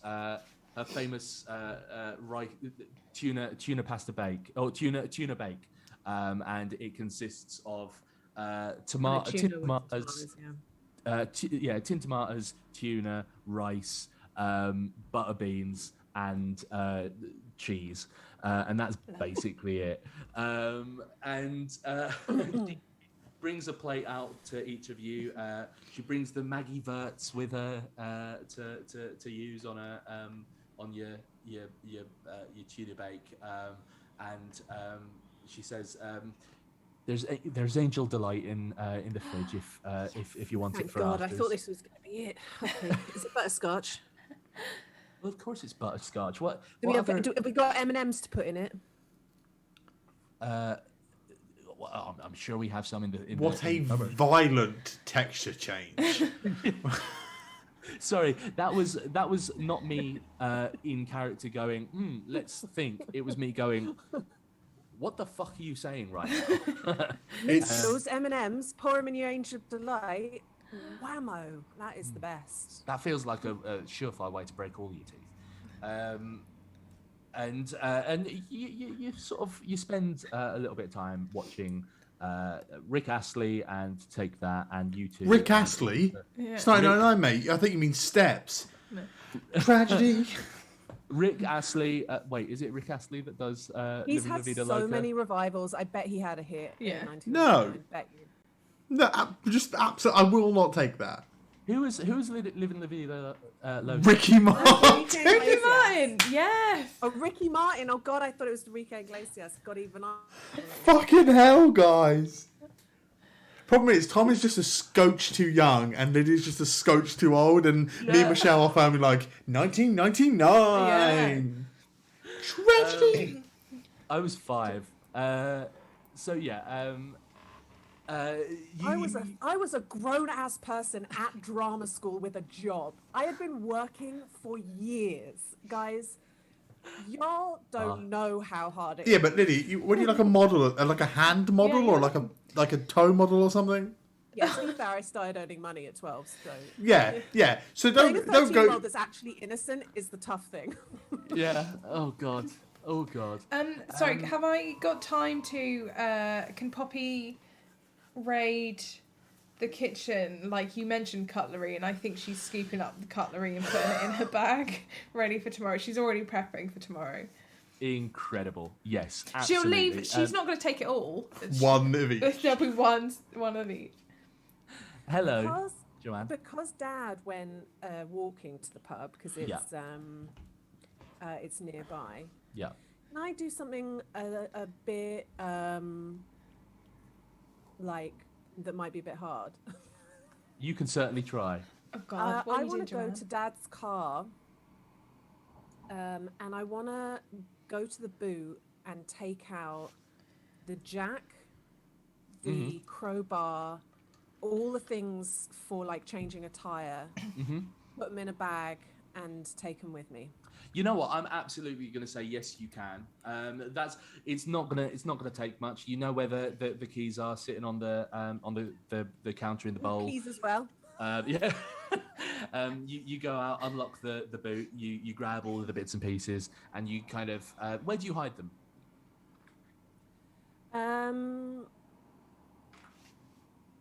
I just hide them in my off-brand Jansport. My George from Asda Jansport. George Sport. George Sport. George from Asda Incredible. didn't exist yet. Yeah. Surely it did. It's No? been around ages. Where would it be then? Pie in the Sky, Sweet Poison. We need verification. Was George? No, I'm joking. When did George at Asda? What about a Jane Norman bag? I mean, that's a little bit late, isn't it? Yeah, I that think was, it that Also, was- kind of spendy. Yeah. It's It's like spendy. Jane Norman was kind of good. I fucking love. I Clarks. loved it. Like every girl got like a singular thing in Jane Norman from Jane Norman just to get the bag. Probably a Yeah, so you strappy could top carry that your showed PE their kit in nips that off a bit bag. too much. Huh? Me or Lydia? I just remember Jane Norman being quite like the ultra thin spaghetti straps, always too low cut. It was kind of slutty clothing. Wasn't Yeah, but it? you never bought and like actually bought anything. You just bought like one thing, and then you'd get like their bags, and then you'd take your PE kit in that bag, and Yeah. everyone would think you shop at Jane Norman, even though you can't afford it. Such was our life. Can I have a big bag? And you just got a keyring. Yeah, It's the same as all the boys were using the same shoe bag they got from fucking JD Sports Yeah. or Foot Locker as I was their about PE to say kit. I had a JD bag all the way through high school. How? Huh? How Oh did you have... no, it definitely wasn't the same I fucking was about bag. to say. It was about Same 4. type of bag. But that kind of drawstring shitty bag that actually was incredibly uncomfortable to carry anything in. Those were bastards. Absolute Yeah. bastards.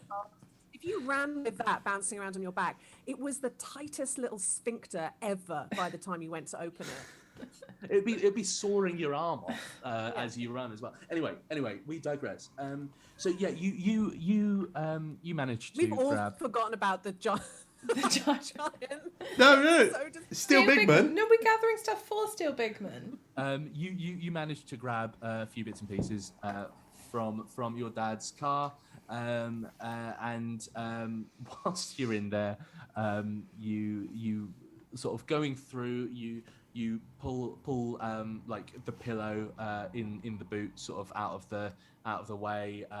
You sort of like look in the sort of in the back seats to see if you can find anything.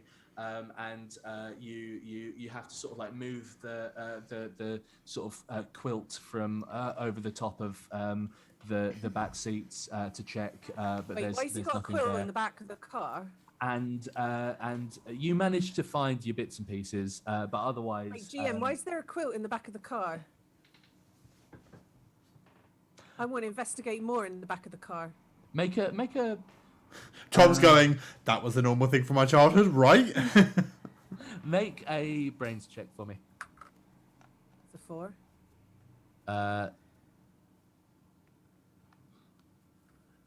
I realise I didn't actually set a DC, but the DC was probably going to be about 10.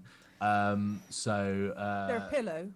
So you find a pillow, you find a duvet, or like a quilty kind of thing. I think you I can't- just sit in the car for a second looking at the pillow and looking at the quilt and wondering why I feel so fucking uncomfortable. Yeah, you spend. I a little can't do bit the of maths time. on this, but it's not right. What's he You doing? spend a with bit of the time, and you can feel that sort of like churning in your stomach of something's not right. But eventually you go back inside. We had sleeping bags in the back of our car growing up. Yeah. I say car, it was a Ford Transit van that I used to put 7 kids in the back of, and we used to sit on the floor of it. That's why there were sleeping bags. I was about to say, did you have to get in the sleeping bags just so that you had a little bit of cushion whilst going past sort of corners and stuff? We used to slide around. It was like the worst fucking 45-minute car journeys to the fucking Dymchurch caravan park, and we were just sliding around like we're just slowly seething as you smash into your closest sibling. Simon, as the evening sort of wears on, Top of the Pops finishes. And, I don't watch Top of the Pops. Your mum sort of sends you up to bed. Would you like to do anything sort of at that point, or For us? Yeah.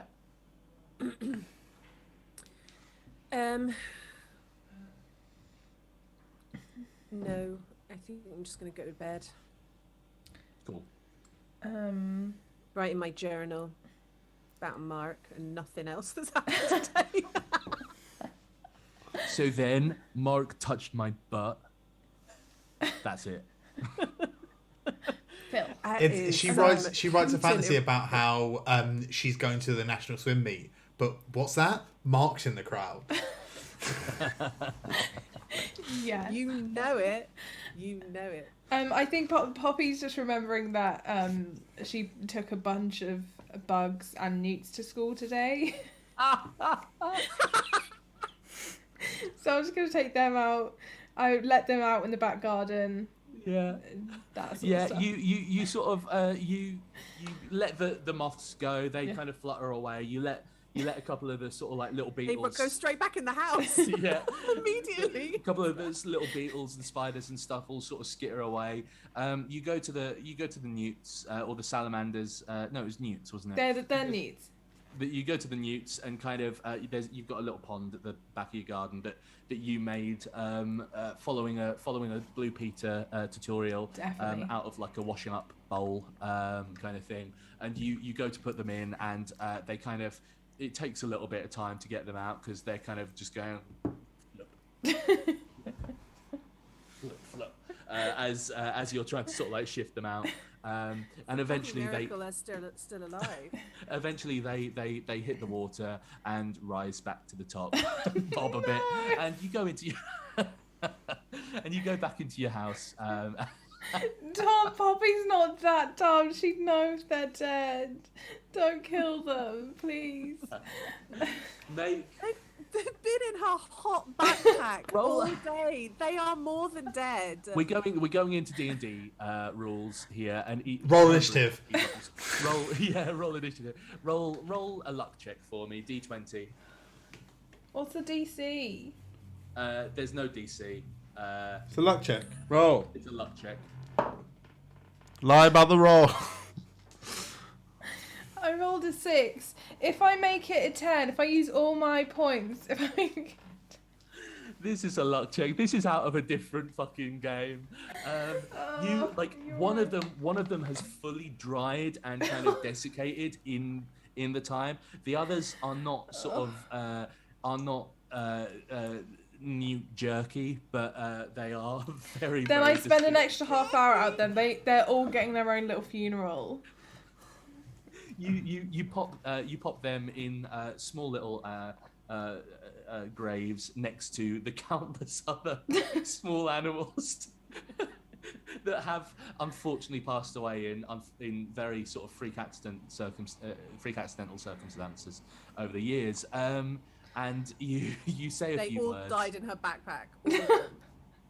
She's not that. I swear, I had so many animals growing up. I didn't kill them all though. Look, it's tough, isn't it? Because obviously, you know, you have so many success stories, but there was that time that you sort of mushed up a worm for a baby bird that fell out of his nest, and you brought it inside, and you tried to feed it this mushed up worm, and it kind of choked to death. There was that time. There was also the time where you tried to give a hedgehog a bath, and how were you to know that it was going to have an allergic reaction to dish soap? And like there was, you know, it's a tough one when you're a young naturalist, when you are a young David Attenborough with no real sort of I'm learning. mentorship. There are going to be sad freak accidents on your path, unfortunately. But sorry. But you say a few words and you go to bed. Simon, you wake up and you can tell that it's not been long that you've been asleep, because you can still hear voices downstairs. But what actually woke you up was the phone ringing. You look round at your I want to say like Luke Skywalker kind of alarm clock with sort of Chewbacca on it, and it's probably about it's about 11:20. What's going on? A Luke Skywalker alarm clock with Chewbacca on it. What the fuck? I don't know. I've bought so many fucking bangers from my memory. I can have one that's a You bit could shit. slip once, Tom. But as we all know, the Flick room protector has an alarm clock on it. You are correct. You are absolutely correct. So yeah, you check your sort of Flick room protector alarm clock, and it's about 11:20. You've only been asleep for an hour or so, but the phone is going, which is strange to say the least. Your mother picks up the phone downstairs and make a, I want to say brains again, just because. Fuck off! I'm dumb. We don't really have like a perception check. I tell you what, make a flight check first. DC 8. It's a shame there isn't like a wisdom type. Yeah. I guess grit is kind of it, but like it'd be nice if there was a brains version that involved wisdom. I've been rolling a D6 for brains, but it's actually a D8. So my flight, oh fuck, is a 10. Cool. So you sneak out onto the landing because it's not every day that you hear the alarm, the phone go off at this late stage. Another DC 8 for your fucking brains. 8. Wait, I got a 6, but I'm using my last 2 adversity tokens. To get an 8. Yeah. What did I say the DC was? DC 8, which is why I used. Perfect. Beautiful. So when you when you get to the top of the landing, you sort of miss the obviously like creaky step that every fucking house had when you were a kid, and you sort of peek over the banister down to the hall where the sort of the phone is situated, and you can hear your mum sort of talking. Your mum. And she says, "Hello. Yes. Yeah. That's me. Yeah. Oh.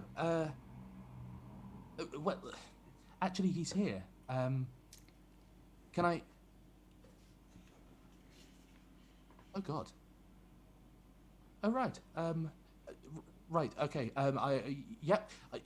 Yeah. No, I understand. I'll tell him to go. Come right away. Okay. Yeah. Thank you. Yes. Yep. And you hear her put the phone down and go into the room. And she says, "Robert, I'm so sorry. You have to go. They've woken up." And he. You don't hear him say anything. You just hear the legs of a chair sort of squeak on the floor, and you hear What a him cock blocker! start to walk, and he goes to walk towards the hall. You sort of back up so that you can't be seen over the banister, and he gets his coat from off the banister and leaves without saying a word. You can hear the wheels of his car sort of screech as he sort of revs the engine, and you hear this large meaty American car drive down the small country road far too fast. I'm going to run upstairs quietly. Yep. And I'm going to reach under my pillow and pull out a walkie-talkie. Yep. And I'm going to... Poppy, come in. Poppy. So cute. Poppy, come in. Poppy. Over. Simon, over. Yeah. Poppy, Roger was here talking to my mum, and then he got a phone call, and then they said he had to go because they're waking up, and then he left in his big American car. Who's waking up? Over. I don't know, Over. What should we do, Over? What if it's more Bigmans? Over. Oh. Do you think they're the rest of his friends? Over. Oh, sorry, I didn't hear you. I have my finger on the button. Do you think there's Big Man's friends? Sorry, are you Over. talking? Oh, Yeah. sorry, I have my finger on the button still. I'm gonna go get Joanne. Where are you going? Over. Shouldn't we follow them? Because then we'll know where they are. Okay. Over. So I was gonna go and lift his window open, and from under his bed, he's gonna pull out a little rope bridge, a little like rope ladder, and roll it down out of the back window, out of his bedroom window. He's gonna. Cool. He's gonna. First of all, make a retroactive brains check for me. I never said it was a good one. I rolled a 5. 8. Oh shit. Break both Okay, my legs. cool. End of game. Second of all, roll. He's got a full 2 stories. He's a child. Second of all, roll a grit check for me. Tom. He's a little boy. Why have you done this to me? Tom, he's a little boy. You're gonna make him fall 15 feet. What's better, brawn, flight, grit? What have you got? What's Flight's the okay. You can take your pick. No, actually, this is either grit or brawn. There will Brawn be then. flight. Brawn. 7. Cool. You fail, so you can take 2. Have you got any adversity? Use No, he doesn't have any. He used Your them. 2 adversity tokens. Roll as you sort of. Someone's just dead on the paved fucking patio out the back of the house. I don't remember this from the Iron Giant. I don't like this story anymore. Is there children? As you start to lower yourself out the window, you can you can feel like you literally watch as the two sort of the 2 towels that you've knotted together start to sort of like loosen and unravel and unravel. And as it kind of loosens, you kind of let out a squawk as you can feel yourself drop. Roll a flight for me.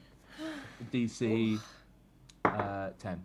I exploded. He exploded. Yeah. And you got a +1. 16. You fly. Oh fuck. Oh my god. I just break one leg and it just. What happens is this. You, just outside the lip of your window, you feel the knot loosen, and you have that sickening feeling of realization that you are going to fall out of your fucking window. And as you start to fall, you look up, and above you, you can see where there should be the moon is actually 2, side by side. And as you fall into, as opposed to the gravel below, you fall into the open hands of Steel Bigman, and he lowers you down onto the ground, and then splats you. No, and sort of stands up, looks up at the window, kind of goes to pull the towel from inside just the lip, and hands it to you. And kind of cocks its head. Bigman, we need to follow the car.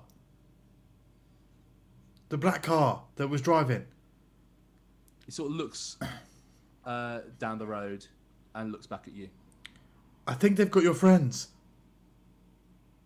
It looks down the road again and starts to walk down the road. I'm with Bigman. I nearly died. Have you woken me up by now? Oh shit, yeah. I'll wake. I assume Bartholomew sleeps on Poppy's bed, so Of course he does. yeah, I've woken him up just by speaking. Right, come on, Bartholomew. I've got to go wait, No, Mark, Joanna. you're moving too fast. You got to slow down. Joanne. What? Joanne. What? Joanne. What are you doing in here? Shh. Go back to bed. No. Right. Simon just walkie-talkie to me. Right. Top secret intel. His mum, right? That man was around his house and something about some people waking up or something, and we think it's Steele Bigman's friends. So Simon's with Steele Bigman now, and I reckon we got to get on our bikes. We got to go follow that man who is like seeing his mum. We've got to follow his car. Right, I don't really know any of what you just said, but It's a do I black need to car put with shoes on? with spitballs all over it. It's black car. With Yeah, I'll put my shoes on. Do I need a coat? I Like puts reckon on we a could- dressing gown and is just like bleary-eyed. She's got slippers that are like a moose head with antlers, and she's putting them on. Simon's in dressing gown and pajamas. He's got Yeah. those pajamas that are like a little shirt and trousers, and they even Oh yeah. Poppy has 101 Dalmatians matching, all matching. pajama set. Pajama set, slippers, cardigan. Love it. Okay, great. So, how do you make your way out of the house? Quietly. Yeah. Backflips. So do you go? I'm Front going to door, remember back to door? take my bag of Yeah, I take my metal, and I'm going to go really quietly, but I am not going to climb out of a window, I don't think. I'm gonna like tiptoe down the stairs. Can you imagine Okay. if this was the game that we lost the character on?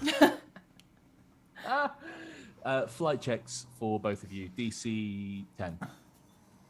It's going to be Oh no! Oh no. You need to explode twice. Yeah, I can do that. Do I go with the pink set, which have really balls to me tonight, or do I go with my backup turquoise set? Pink. Pink. I got 10, bang on 10, 9 plus 1.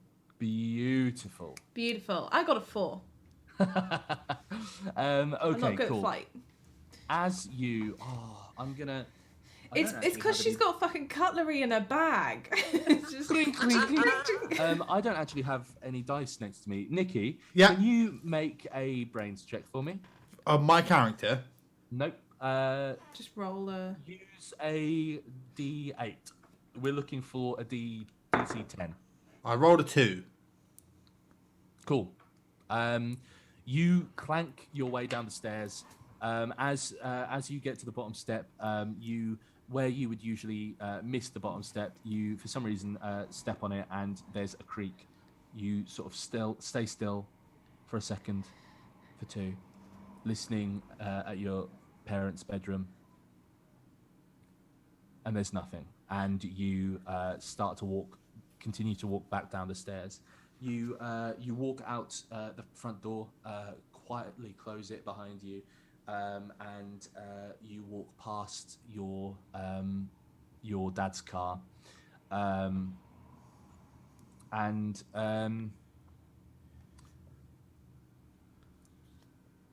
there's a shape in the back on the back seat.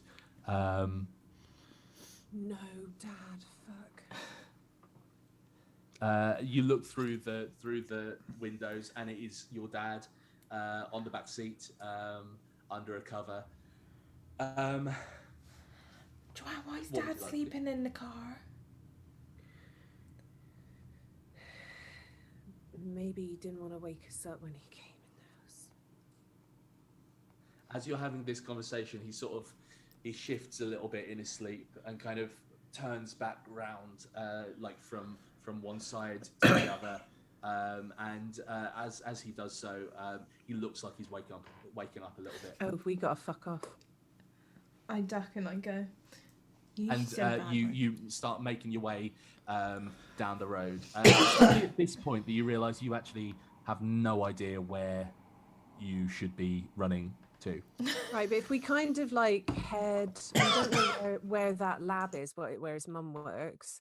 We know where he lives, so if we kind of go in vaguely that direction, we might head him off at the pass. Hang on. Simon, where are you? We left our house.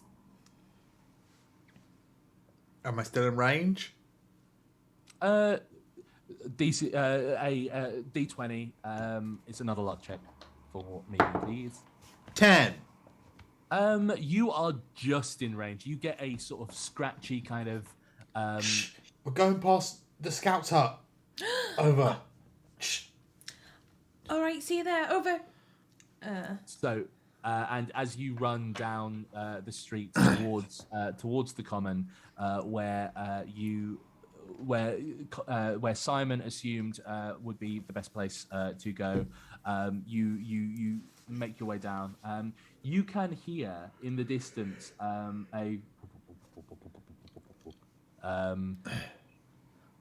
and that's it. Simon, you are running down towards the common. You are running next to next to Steel Bigman, who is lumbering sort of along next to you. At multiple times during the trip, he has sort of veered off slightly to pick at a metal railing in a front garden fence, or a gone to sort of go for a bicycle that's kind of tied to a lamppost. Do you let him take these things, or? Yeah. I got more important things. Sick. You hear, like, as you're running from behind you, you hear every now and then kind of as sort of brick. It's and fine. mortar. Their mums will buy them like new bicycles or new railings or something. Yeah, exactly. And you hear the sort of of him eating on the move. You hear the bing, bing, bing of of the antenna behind, and you are sort of bathed in front of you by the sort of dim glow of his eyes. As you come up towards the common, you can hear the up above you as well, and you look up and you can see searchlights start to trail across the sky above where you are. As you run towards the common, what do you do? Where do you go? I will duck into like alleyways and stuff if I think I'm going to get seen by the searchlights, assuming that they are searching for me, because of course my mother has that kind of sway and is terrified of losing me. Absolutely, those are facts when no one's disputing those. I think I just run full sprint and just tell them that my goal is to meet with Poppy. Cool. I do not know Joanna's there. Okay, brilliant. Poppy and Joanna, you are running behind, evidently behind where Simon and the Mr. Steel Bigman are currently ahead of you. You can now see this helicopter with a searchlight. You can see another in the distance. They all look like they are sort of converging on the common. And as you run, you hear Bartholomew say, "Wait, something's wrong. I can hear more voices. And he sort of stops in his tracks, and looks up at you, and he says, "They say it's a trap." And Simon, it's a trap. Over. you hear, Simon, you are on the common. You are running towards towards Boney's Island, towards where this all began, and behind you, Steel Bigman is following along, lumbering behind, and over the walkie-talkie, you hear, "It's a trap," from your friend. You turn round and look up at Steel Bigman as one of the searchlights hits him, and you see you look up to the helicopter and you see a flare arc out into the sky above you. And as you do, you see floodlights start to beam on around the common as soldiers start to run towards where you are. You see jeeps sort of run. You see jeeps driving up towards you with mounted what look like mounted sort of guns on their backs as We were out of time. Yeah. Sorry, just the small mental image of Simon being absolutely fucking riddled by the full force of the American military is it just fucking made me didn't laugh. see that coming.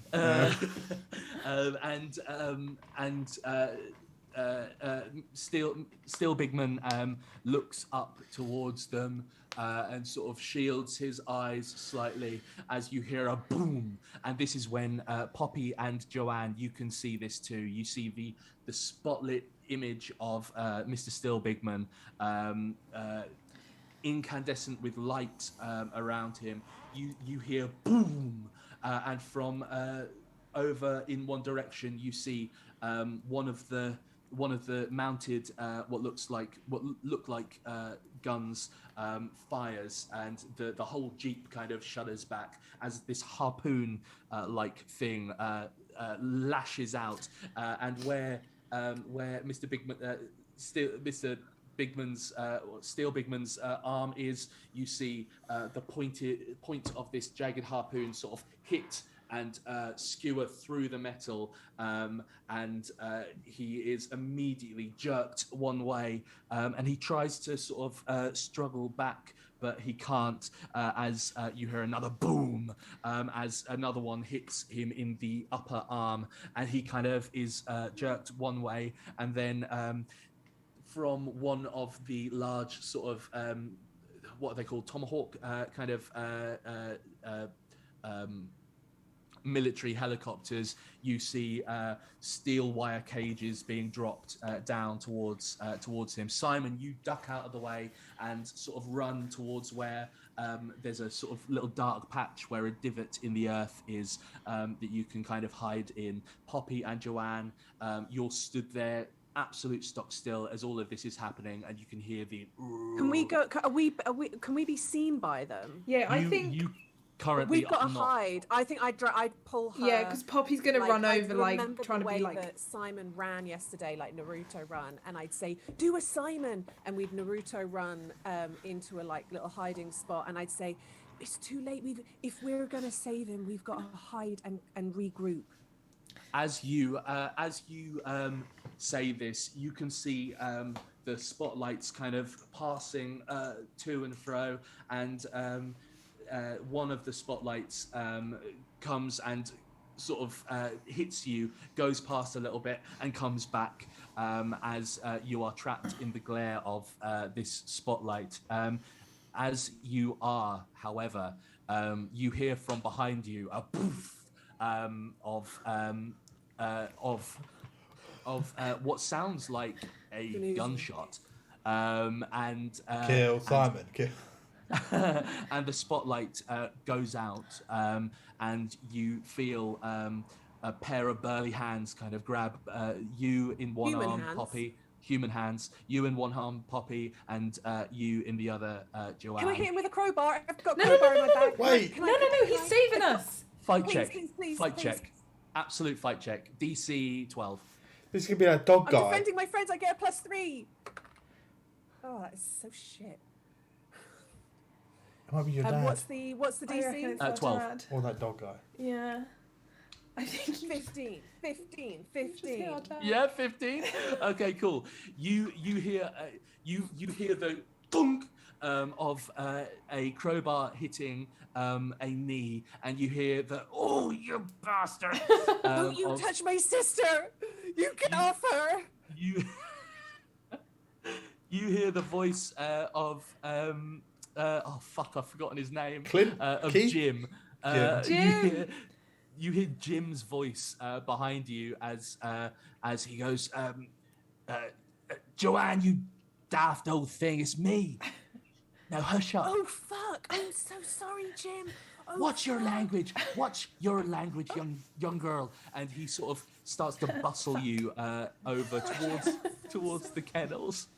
And he says, "There's a right Barney on today. It's a real Did Jim Hummer. shoot out an army helicopter? No, just the light, right? The spotlight. Fucking still. I know. Yeah. And he starts Jim, to sort of that's like. our friend. Oh, that's our friend. That is still.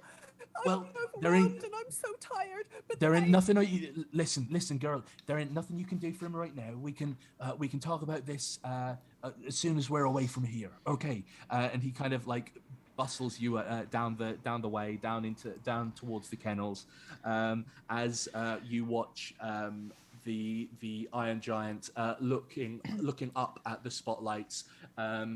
Arms restricted and seemingly injured, down on the ground with men sort of teeming around him like ants. And I think Go away. Back off. and as you fuck it, do you come out and sort of Well, I was with Bigman, wasn't I? Yeah, and then you got Right. to hide. great as you come out of your little divot where you've been hiding and start to go, leave him alone. Yeah. There's army people in fatigues come and grab you and take you into one of the jeeps, and the last thing you hear, Simon, is as the door slams and the engine starts to rev up, is the sort of low mechanical groan of Steel Bigman as he's sort of brought to the ground off the common. And I think that is where we're going to end the session. Bring down the whole Ministry of Defense. Yep. Getting that bloody robot back. We will take on the American army. Us three kids. Guys, thank you for coming along with me on that fucking wild ride. It's so good. I'm really enjoying Yeah, I'm it. enjoying it. Part in the kimono, I, funnily enough, it's probably obvious, but I did not have time to plan today, so I'm so sorry if it was a little bit more frenetic than it usually is. Love Stop it. it. I loved it. Stop it. Yeah. But, Stop it. Thank you to all of you lovely people who have been watching. I see you all in the viewers tab. It means the world to me that you're here, and I hope that you're enjoying it. I hope that you guys are enjoying it as well. I'm Yeah, I really nearly enjoying died. I thought it was fucking hilarious. You did. We've got Dragon Age tomorrow, gang. it. Yeah. Yeah. Right? And then on Saturday, Saturday. we've got Session 0 special on the Discord only. on the Discord only. Absolutely. Guys, I'm genuinely excited about this. It's going to be really, really fun. It is our peeps. Did we do our final silhouette today? We didn't. No, I'll do it in a minute. Okay, so we're going to be on. We're going to probably from about lunchtime onwards. We're going to have a nice. It's going to be a little bit more chill, a little bit more relaxed because it's a Discord exclusive for you guys to actually watch these guys work out what their character voice is in real time. Yeah. And start off our journey of our next campaign 2. So I'm that so should be really good excited. fun. Yeah. So excited for that. I can't wait to play Steel also- Bigman. Also on Saturday, we are playing session 5, I believe, of is it Saturday? No, it's Friday. It's Friday this week. Yes. On Friday, this Friday, at midnight for us in the UK, we are playing our 5th session of the PvP over on Rep RPG Twitch stream. Myself and Nikki are probably going to get absolutely destroyed yet again, and we're going to have fun doing it. So come along if you can to support. They do a really interesting thing where you can help sort of the the team that you're supporting by donating sort of money to the stream. We have decided that all of the money that we are donating will be donated to the charity of our choice for our charity stream. The in July. LGBT plus So- project. Yeah, so we get a share of the donation, and some of it goes towards running this incredible thing that the guys at Rep It's RPG, incredible. Pixie and Cody have done an incredible job. They have. It's great. So But yeah, we have that, and then we're very close to having. We've obviously got the finale of this next week, and then we've Yeah. got Charity Week, which is going to be bumper fun. Oh, it's Um, going to be good. Thank you so much for joining us, everyone. Yeah. Bye. Oh, bye, everyone. Sorry, did someone have some? Farewell. No, fare thee well. Oh, Good sorry. day. Good evening. Bye. Bonjour. Goodbye. Bye.